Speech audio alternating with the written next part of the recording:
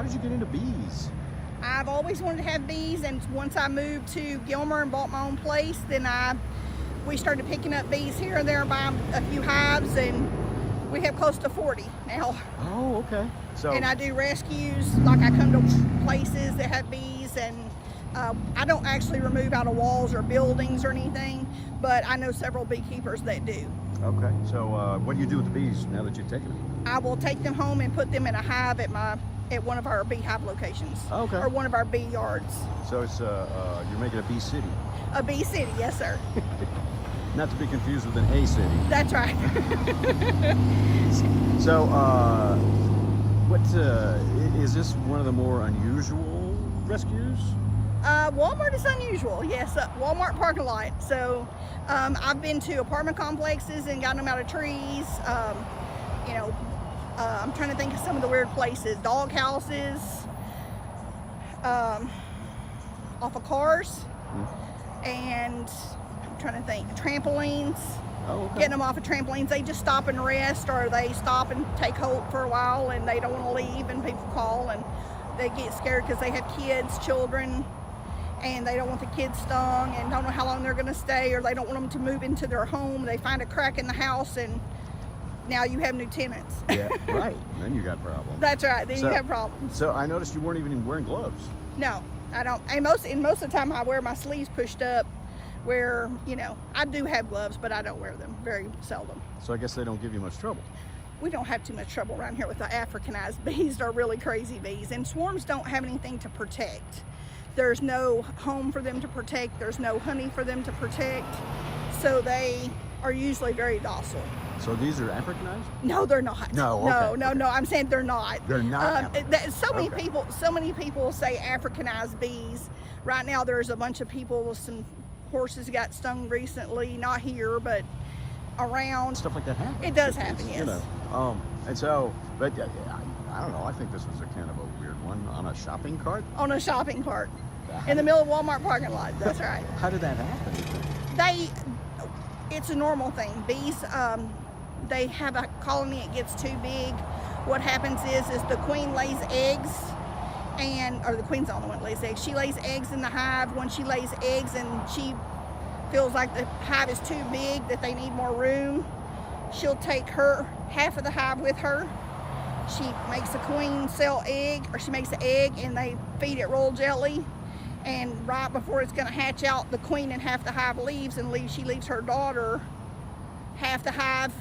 She's set up. The daughter's set up. When she hatches out, she's already got a hive made with honey and food and brood coming out, and so that's whole workforce. That's not like people. People don't build a house and then leave it to the kids. That's right. Eventually they do, but not. That's right. But not when they're first born. Not when they're first born. When you wake up out of that cocoon, and you're, or not wake up, when you crawl out of that cocoon, you have an instant made home. So, yeah, that's just crazy. And I guess they just know that that's Your Majesty. That's pretty much it. She puts off a pheromone because she's fed royal jelly. She's fed different stuff than the other bees. So then she goes out and gets mated after about a week. She goes out and gets mated. She comes back. She never leaves the hive again until either she leaves later in her life and leaves her daughter in charge, or some unfortunate happens depending on where she lives. If she lives in a tree and gets struck by lightning, But she usually never leaves the hive. Okay. All right. Again, after her mating flight. So it's a generational home. That's right. Wow. And then I noticed you were doing some digging there. What were you looking for? I was looking for the queen, because once you find the queen, they're going to follow her. Usually, she has a pheromone that she puts off, and when she puts that pheromone off, they no matter where she goes, they follow her. Like if she fell out on the ground, they would just be a clump of bees on the ground. Okay, all right. So they follow her wherever she goes, and like I said, we pulled that cart. When I got here, the cart was pretty, all the way from the top almost to touching to the bottom, and it was a pretty wide hill, and I just started scooping them with my hands over, just scooping handfuls of bees into the box. And once they get in the box, they start putting off this pheromone. Well, here's just a place to go that's dark and has bee smell, because I put some frames in there that had already bees lived in, so it had a home smell to it. Okay. All right. It was the welcome mat.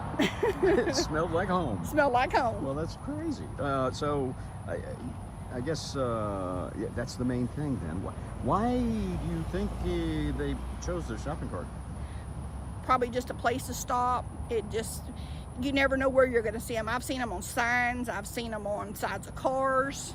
Just, wherever they can stop. They hang up on like fence posts, just wherever they can find a place. She gets tired because she doesn't leave the hive, so she's not a flyer.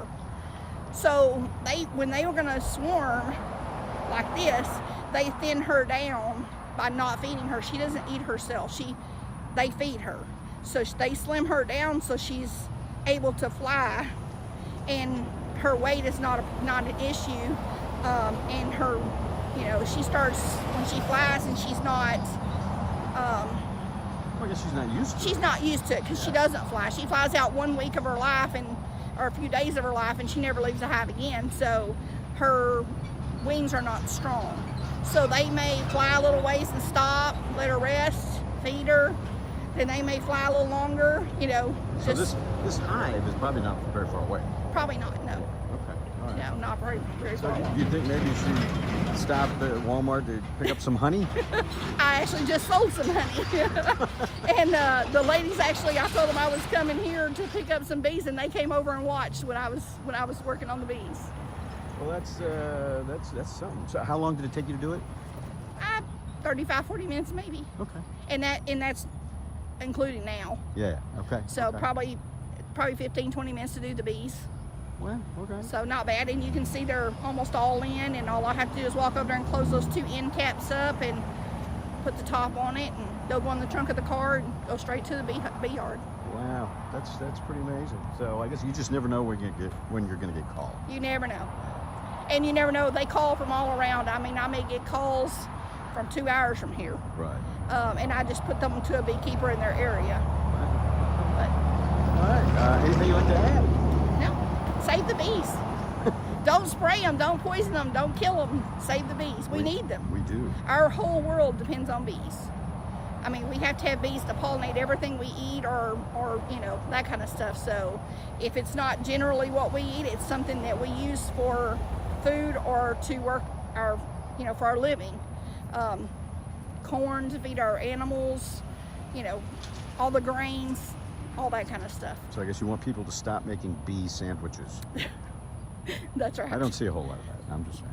All right. Well, thank you so much for talking to me. Yes, sir. That was pretty interesting. Thank you.